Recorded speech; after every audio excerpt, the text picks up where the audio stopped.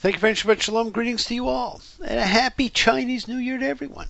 The year of the sheep or the goat, depending on what you think it looks like, begins on the 19th, and that's today. It is Yang sign, and it is certainly the most important animal in the Bible. There are plenty of sources available to tell you more about it, so I will leave it to you to research if you want. I will tell you, it is my sign, which pretty well gives you a great idea as to my age. Although I'm sure the music quotes that I give you a pretty good idea as to that. Anyhow, friends, for other reasons, this is a special anniversary parsha for me, and so it will always hold fond memories. Thank you, Baruch. And the consensus is in last week's show was too long. I agree. I actually suspected it, and I will be ever mindful of that. And some of you thought there was a little too much outside patter. Another thing to be mindful of, my friends. Now, special greetings go to my good friend Scotty, who had a special birthday last week. Now, I know all birthdays are special, but some appear more special. That is specialer than others to people, especially decade-marking ones, and this was a special decade-marking one. So I hope you had the best birthday of all, only to be outdone by all the future ones. And like Scotty on Star Trek, who kept the Enterprise going, my friend Scotty has helped engineer my life. You are a great influence and a magnificent friend, my friend. And I'd like to remind you all that Purim is coming up on March the 3rd. It's a combination Jewish Halloween and party of parties, and we'll talk about it as we get closer over the next week. And friends, for Purim, there are 4 mitzvahs to be performed. Perform acts of tzedakah, which are gifts to the less fortunate, and acts of kindness. Honor the appointed time, the 14th of Adar, as the book of Esther tells us. And we are to remember the days of Purim for all generations. Hear the Megillah read, the whole Megillah. The Megillah, of course, is the scroll of Esther. Enjoy a holiday meal. It is celebratory, so have a great time. And it is one of those holidays where you are expected to become inebriated. If so, do not drive. Be responsible, my friends. Of course, it's a major holiday, but not a biblical holiday. It actually celebrates genocide, one that failed. And there are at least 2 great Purim movies that I can think of that are always worth watching, just to get you in the holiday spirit. And thank you, Paul and Eve, and you too, Ethel, for that fantastic picture celebrating the Jewish Heritage Museum in New York. It is a fabulous memorial museum to the Holocaust, a genocide which unfortunately succeeded in too many ways. And the museum's motto is, remember, never forget, there is hope for your future. Friends, there is hope for all our futures, and it is sage advice. Never forget. We've reached a watershed moment in the Torah, my friends. We've entered the period of the laws, and this week we have teruman, donation.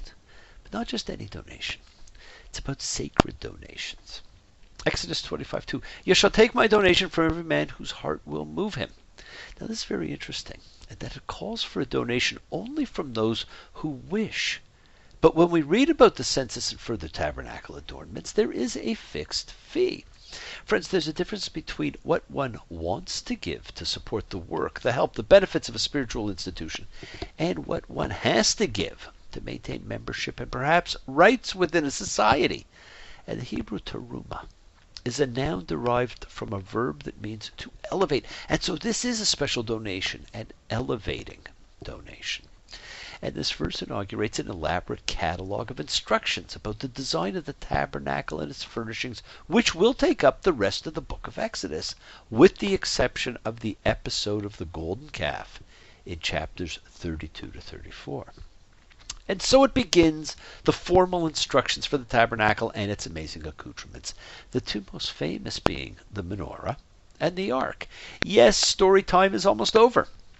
There are only a few stories left in a book that shifts to law and morals and ethics and ritual. And friends, make no mistake, there was only one menorah. What you light at Hanukkah is a Hanukkah, not a menorah, the great 7-cup candelabra which illuminated the tabernacle. And of course, the ark is probably the most famous talked about missing relic in history. And I happen to have a reasonable facsimile of what it looked like here. The box with the twin cherubim, and inside the broken stone tablets of the law, which, because we now have crazy glue or gorilla glue, I was able to repair. And some manna, which I'm sure was like this delicious gluten-free animal cracker, or maybe more like the Chips Ahoy, which was here but seems to have disappeared. Perhaps one of the cherubim was in need of a snack, and possibly the ark also contained, as we talked about last week, the covenant code. And they shall make me a tabernacle, that I may abide in their midst. As all that I show you, the form of the tabernacle and the form of all its furnishings, thus shall you make it. It's a very innocent little sentence that has beguiled man for over 3,000 years. Too often we forget we cannot just read the instruction booklet and make it. We're told Moses had to be shown what to do. Exodus 27:8. As he showed you on the mountain, thus they shall do. Friends, it was so complicated, it took a demonstration. And I thought IKEA was hard to put together. There is more written on the tabernacle than anything else in the Torah. What was it, my friends? The tabernacle, in Hebrew it is Mishkan, residence or dwelling place, was the portable dwelling place for the divine presence of God, from the time of the Exodus through the conquering of the land of Canaan. It was built to specifications revealed by God to Moses on Mount Sinai, and it accompanied the Israelites on their wanderings in the wilderness and their conquest of the Promised Land. Now, it was ultimately superseded by the first temple in Jerusalem, built by Solomon as the dwelling place of God. But there is no mention of the tabernacle in the Tanakh after the destruction of Jerusalem and the temple by the Babylonians in 587 before the Common Era.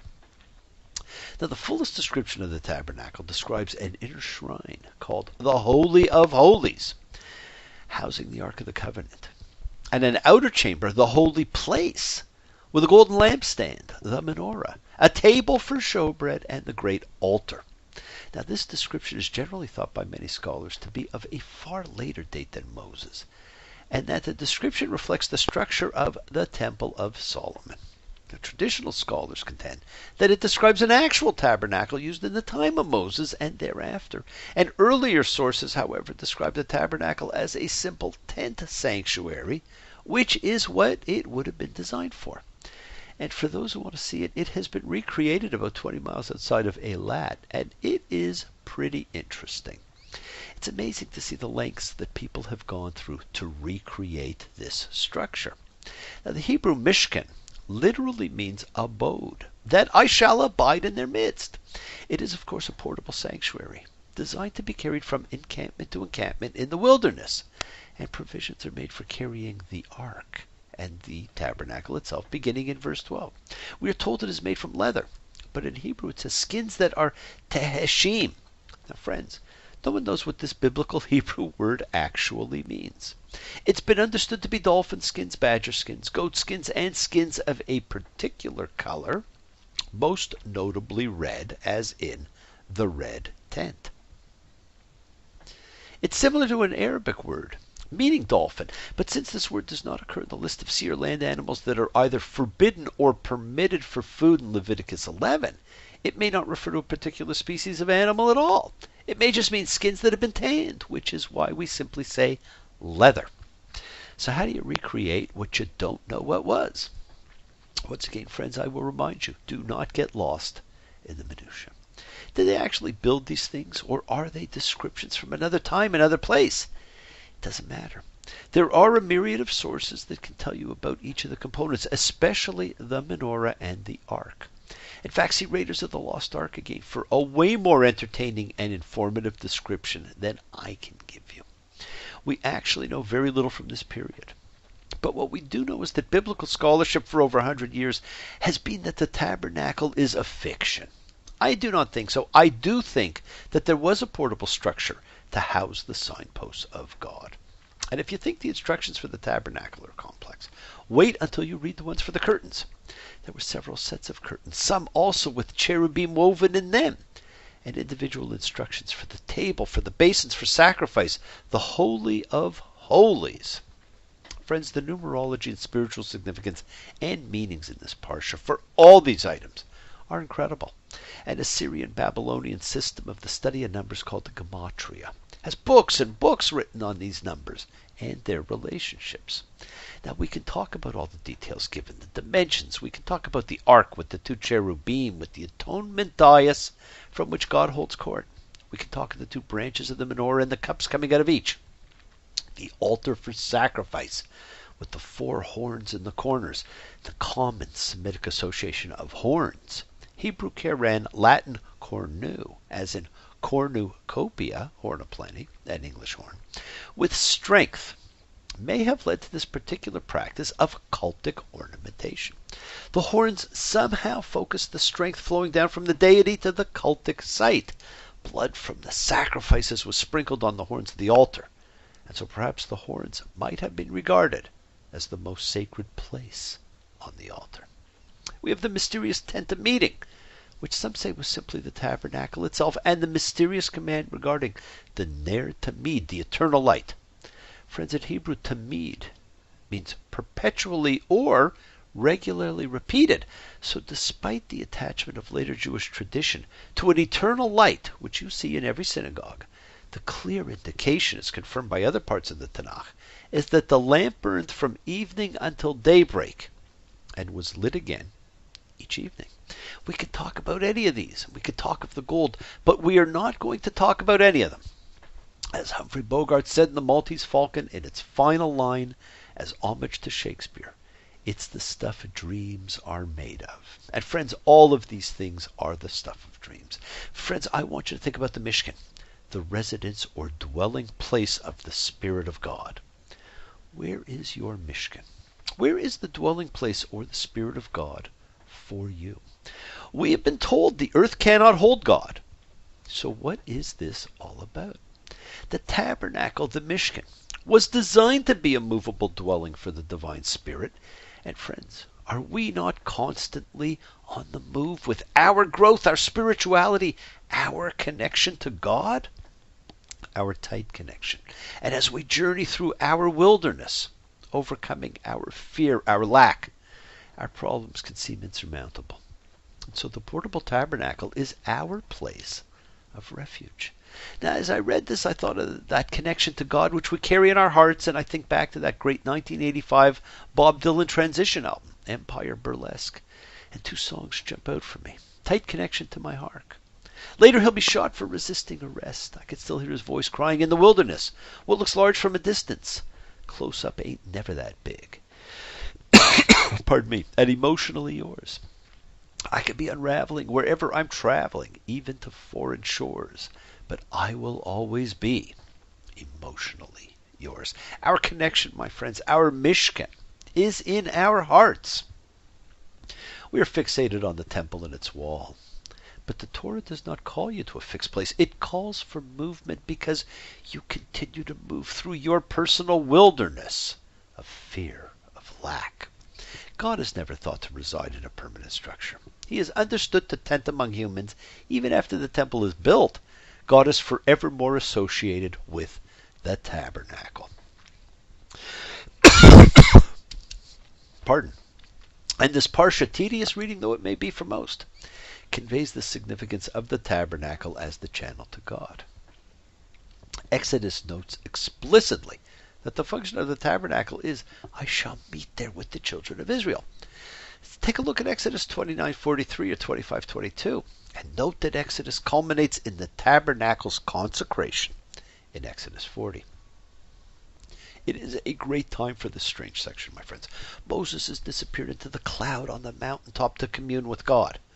That moment in the story is marked by the people's fearful distance from the fiery divine presence up above, and the daring closeness of one man, Moses, to the deity. Against this background, the architectural plan for the tabernacle and its decor offers a reassuring antithesis.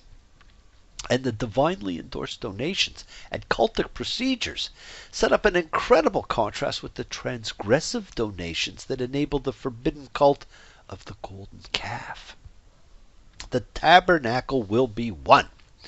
In the simplest sense, of course, this means that once they sew all the curtains together and connect all the loops and clasps, the tabernacle will be one whole piece. But the wording, the tabernacle will be one, also fits with the centrality of the tabernacle to Israel's monotheism. One God, one tabernacle, one altar, one place of worship. And friends, the temple was not just the successor to the tabernacle. The tabernacle, revered as the ancient channel to God, was actually located inside the temple. So all the laws in the Torah that commanded something be done at the tabernacle applied as long as the first temple stood in Jerusalem. By the time of the temple's destruction, the tabernacle and its contents, the ark, the tablets, the Urim and Thummim, disappear from the Bible. And of course, rabbinic tradition is that the presence of God, the Shekhinah, which by the way has the same root as the word for tabernacle, Mishkan, was in the first temple but not in the second. This contributes to an impression of growing distance from the original feeling of a direct connection with God in the early parts of the Hebrew Bible. And you shall make the tabernacle. Is it any wonder no one has ever figured out how the tabernacle is put together? The components given here, but the text doesn't say how they're put together. Now, I've read incredible papers with theories about its construction, and please feel free to go to my webpage, to the Urim and Thummim section, where we have recreated the curtain covering described here. But that's how we each put it together for ourselves is what this is all about, my friends. How we carry our ark and approach our Holy of Holies is what's actually detailed for us. Exodus 26:33. Bring the ark of the testimony there, inside the pavilion. You see, the ark is surrounded by a series of layers. First the pavilion, the paroquet, then the tabernacle, the linen tent, then the tent, the goat's hair tent, then the covering, the tent of ram skins dyed red, then the covering of leather skins, then a courtyard surrounded by linen hangings. The Israelites are thus given to understand there is a sequence of holiness, ever increasing as one comes closer to the sacred object in the center. Friends, anyone who pursues holiness must be aware that he or she must pass through a progression of levels, with increasing awe and increasing danger as one comes closer to the sacred. We all have our tabernacles, our mishkans, our dwelling places of God. Where is yours? You carry it in your hearts, my friends. The dwelling place of God, the Holy of Holies, is in your heart. Now, I read an interesting article on the 10 most likely things you will regret when you are old. And all were also things you tend to carry in your heart. Not risking having your heart broken, not leaving a job that brings no joy, holding a grudge, among other things. But they also all were connected by a common element, and that element was fear. And the holiday of holidays in the Torah is about overcoming fear. Fear paralyzes us and brings us regret and sorrow. As the great Paul McCartney sung in the unsurpassed promo video version of Let It Be, there will be no sorrow. Let it be. Let it be. Do not let fear be your sorrow. Find your mishkan, my friends, your tabernacle, your place where the Spirit of God resides. God's presence lies at the heart of each person, and we need to take steps to approach this presence. It will help you lessen the load you carry. As the song says, last night the wife said, oh boy, when you're dead, you don't take nothing with you but your soul. Think. Think, my friends, lighten the load, because boy, you're gonna carry that weight a long time. Love you all, live free, be free, and honor your freedom. Be well, be happy, and be blessed. Share and honor the light and all who live in the light. And continue to shine. Continue to send everyone you know goodwill and love. Pray for peace and freedom for everyone, and end to terror and hatred. Have a great Chinese New Year celebration. Get ready for Purim. And remember, friends, we are a community. We learn together, we celebrate each other, love each other. And thank you, Noah, for the microphone. I'm looking forward to seeing it and using it. Thank you all. Thank you. Love you. See you all next time. Bless you all. Shabbat Shalom.